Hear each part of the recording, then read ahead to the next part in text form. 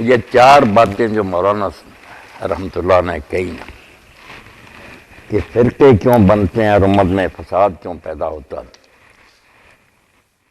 ایک تو دین میں کوئی ایسی چیز ہے اضافہ اس کا کر دیا جائے جو دین میں نہیں، اور پھر کہا جائے کہ جو اس کو نہیں مانتا وہ مسلمان نہیں، کافر ہے، اس سے فساد بڑھتا۔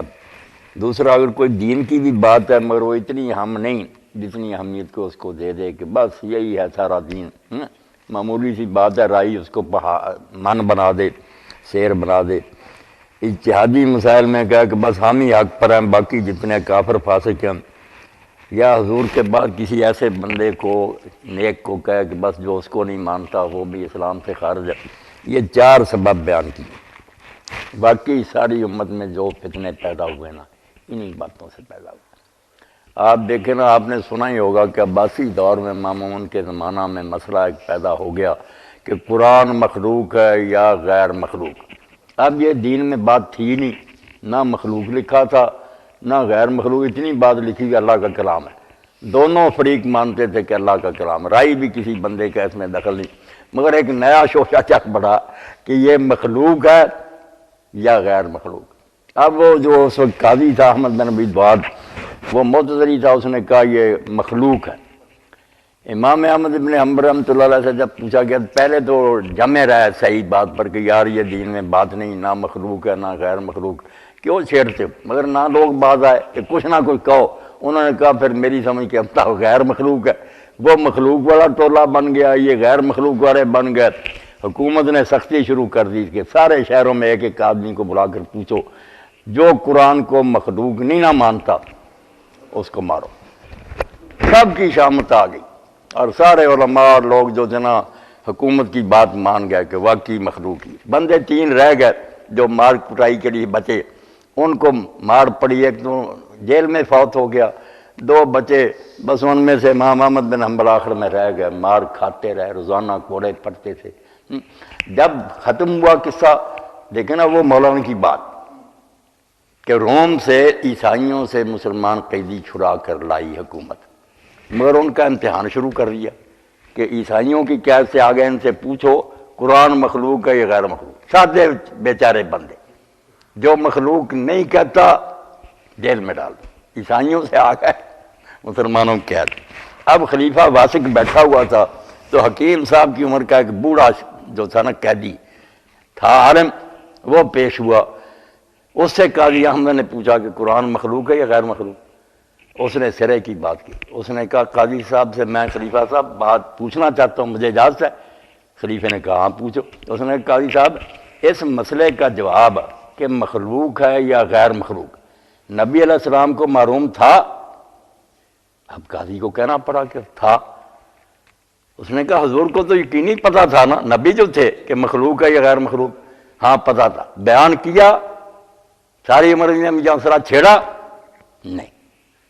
اس نے کہا اللہ کے رسول کو یقینی پتا تھا جو بھی اس کا جواب تھا، آپ نے نہیں ضرور سمجھی نہ بیان کیا، تمہیں پتہ بھی نہیں کہ تیرا جواب ٹھیک ہے یا احمد کا ٹھیک ہے، تم نے کیوں یہ شوشہ چھوڑا؟ رسول جانتے ہوئے خاموش رہا، اس بارے میں کوئی ضرورت نہ سمجھی، تم نے کیوں یہ بات، جبکہ تمہیں یقینی علم بھی نہیں۔ اب اس کا جواب نہیں قاضی کو ہے کہ دین میں ایک نئی بات شروع کر لینی اور اس میں فرقے بنا رہے ہیں۔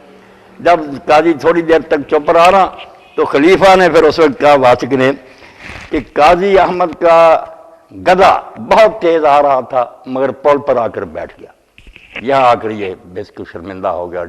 اس نے کہا بند کرو یہ مسئلہ، وہاں فتنہ ختم ہو۔ اس بابے کے کہنے پر کہ رسول اللہ نے جب یہ مسئلہ نہیں کیا تھا تم نے کیوں چھیڑا؟ یہ بہت سے مسئلے جو اس امت میں ہے نا ایسے ہی ہیں کہ خام خواہ چھیڑ لیے ہیں، فرقے بن گئے جن کے نہ اللہ کے نے ذکر کیا نہ رسول نے ذکر کیا۔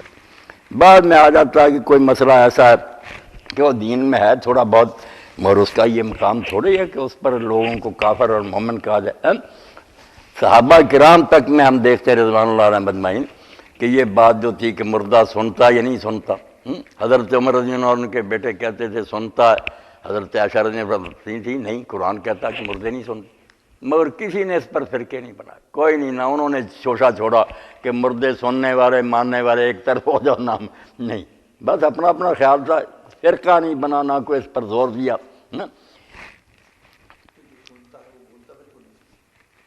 نہیں، سننے کے لیے بولنا ضروری ہے کہ انہیں پتہ چل جاتا، مگر ہمارے ساتھ بات چیت کی جاتی نہیں، وہ علیحدہ مسئلے ہیں۔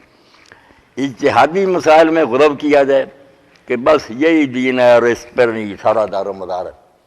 اب دیکھیں کہ یہ مسلک جو بنے ہوئے ہیں، حنفی ہیں، شافعی، مالکی، حیثیت جن کی کیا، سارے لکھتے ہیں۔ مولانا شاہ رحمۃ اللہ علیہ نے بھی لکھا، یوسف بن نوری رحمۃ اللہ علیہ نے ذکر کیا۔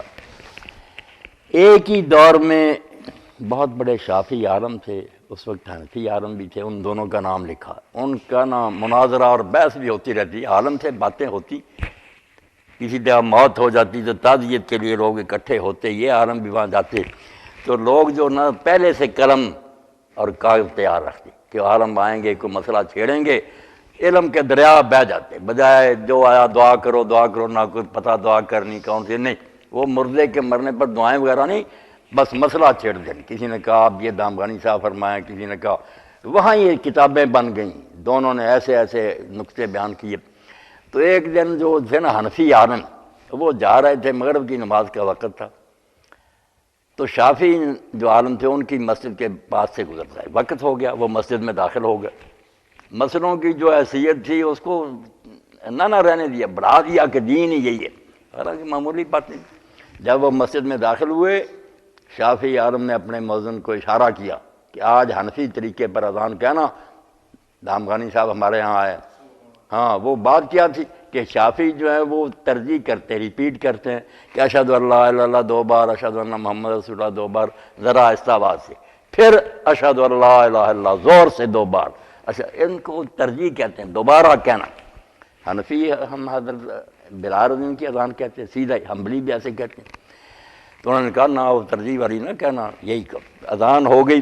بعد میں انہوں نے حنفی عالم کو مصلی پر کھڑا کیا کہ آپ نماز پڑھائیں۔ تو دامغانی صاحب نے یہ دیکھ کر کہ انہوں نے میرا اتنا احترام کیا، انہوں نے سینے پر ہاتھ باندھے، آمین بلند آواز سے کہی، رفع یدین کیا، دونوں نے لوگوں کو سمجھایا کہ یہ مسئلے کوئی مسئلے نہیں، بالکل دونوں طرح ٹھیک ہے۔ مگر جب بعد میں رسالے، کتابیں، عمر گزر جاتی ہے کہ ان کی نماز نہیں، صرف یہ ہے، حالانکہ سب ہی جانتے ہیں، ہمارے اہل حدیث علماء بھی جانتے ہیں، حنفی بھی جانتے ہیں کہ فاتحہ ہی لے لیں، سب سے بڑا مسئلہ فاتحہ، رفع یدین وغیرہ اتنا نہیں، فاتحہ پر بڑا زور دیتے ہیں کہ جو نہیں پڑھتا نماز نہیں۔ اب دیکھیں کہ سب جب لکھتے ہیں نا، شروع میں لکھتے ہیں کہ 3 گروہ تھے صحابہ کرام کے، بعد کے جاہل لوگوں کی بات نہیں، اللہ کے رسول کے ساتھی 3 گروہ تھے۔ ایک امام کے پیچھے ہر حال میں پڑھتا تھا، بے شک امام اونچی پڑھے یا آہستہ پڑھے، سری جہری نمازوں میں وہ پڑھتے تھے، حضرت عبادہ بن صامت جیسے ابو ہریرہ نے۔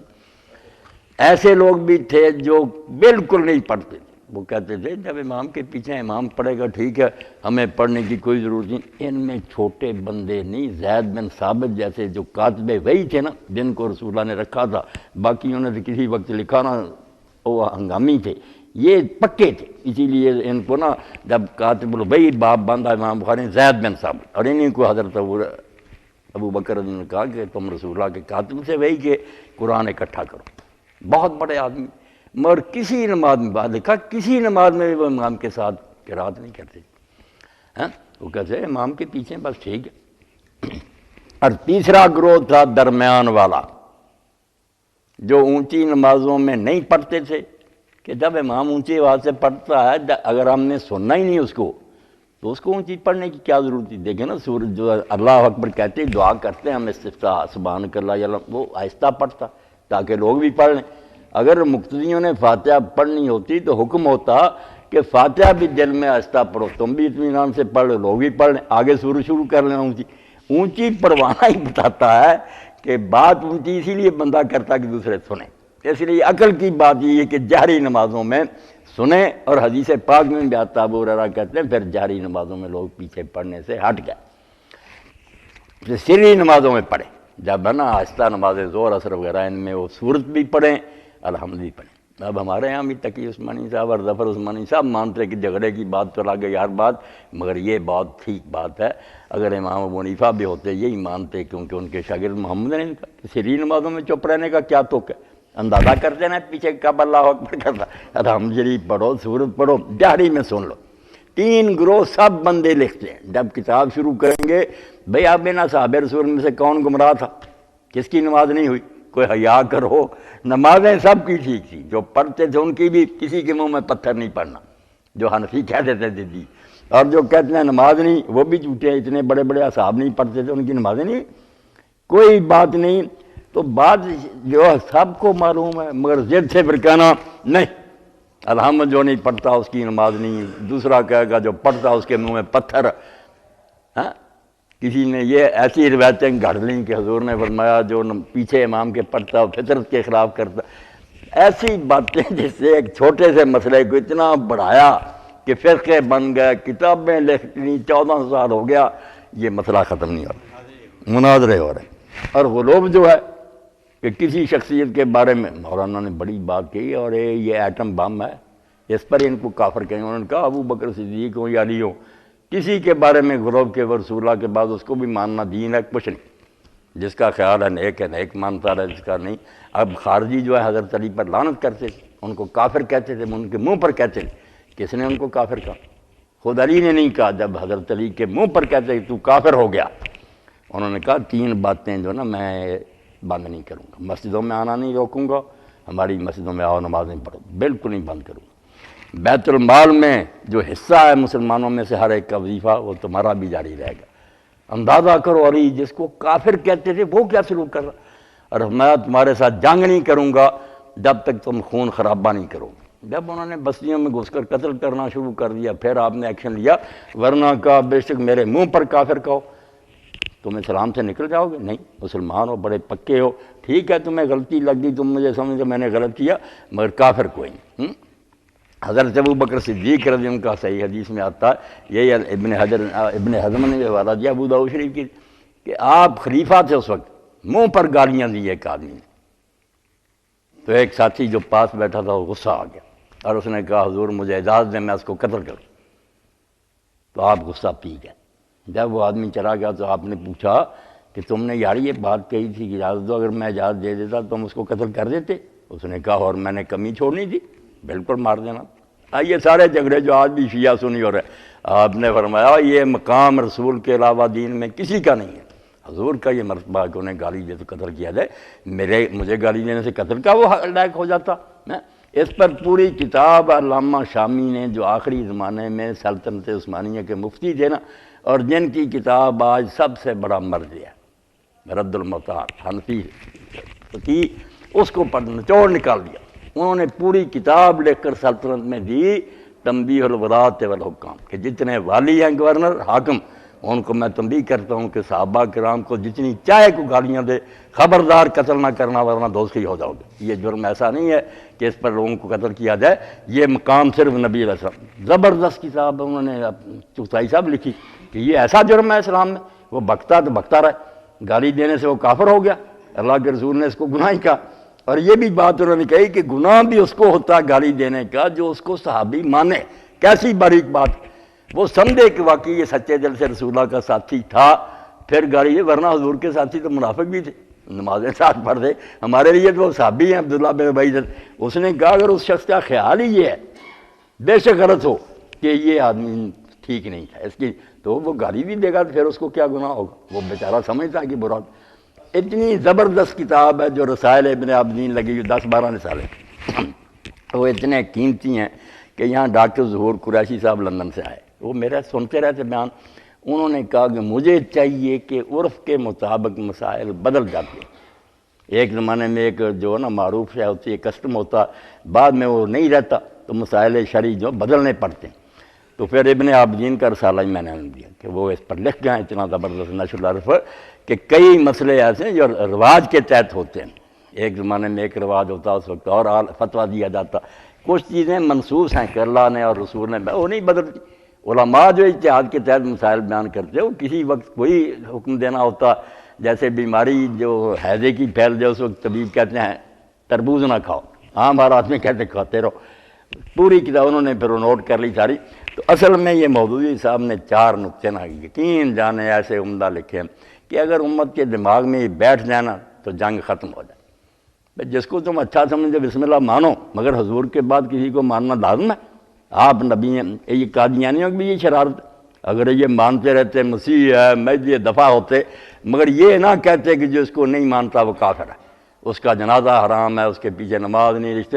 انہوں نے بالکل اس کے ماننے کو نبی کے برابر بنا دیا کہ جو مانتا نہیں وہ ایسا ہی کافر ہے جیسے رسول اللہ کا منکر.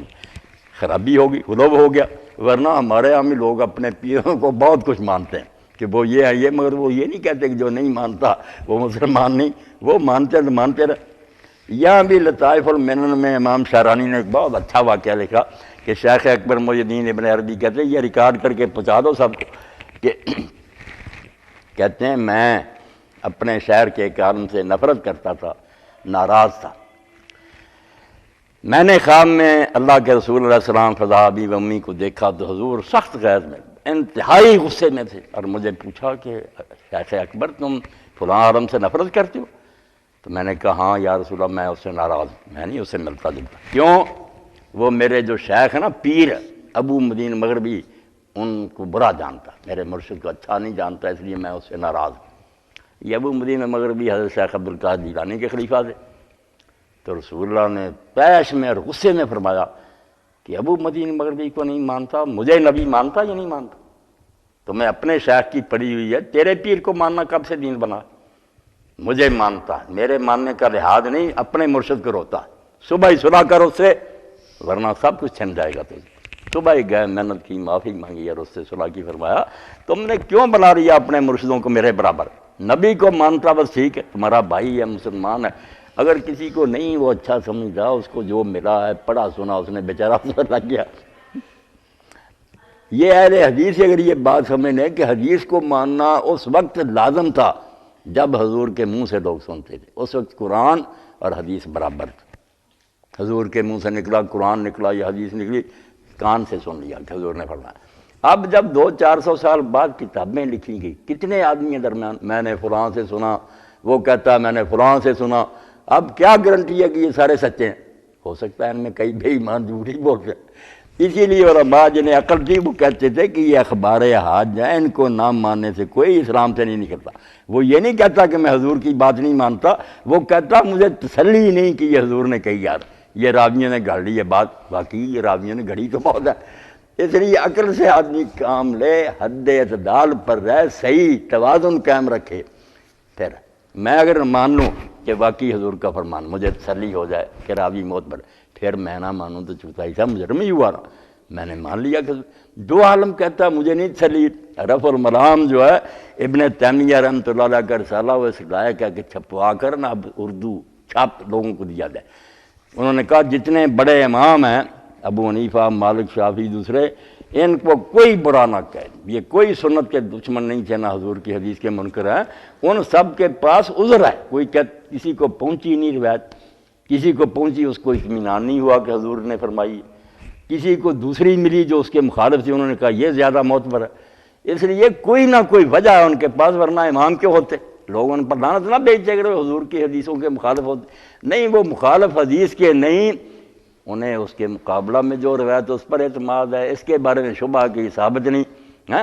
اس لیے کوئی نہ کوئی عذر ہے ان کے پاس، ملامت کے لائق نہیں، وہ احترام کے لائق لو. تو یہ باتیں جو تھیں نا مولوی صاحب کی بات پر میں نے کہہ دی.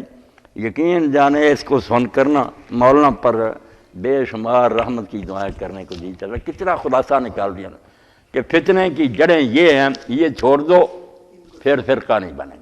پھر تحقیق کرو، جو مرضی کرو، جو سمجھ میں آتا کرو، پھر انشاءاللہ امت ایک ہی رہے گی. اور اگر تم یہ غلوب کرو گے تباہی ہے. حکیم صاحب کو بٹھائیں نا.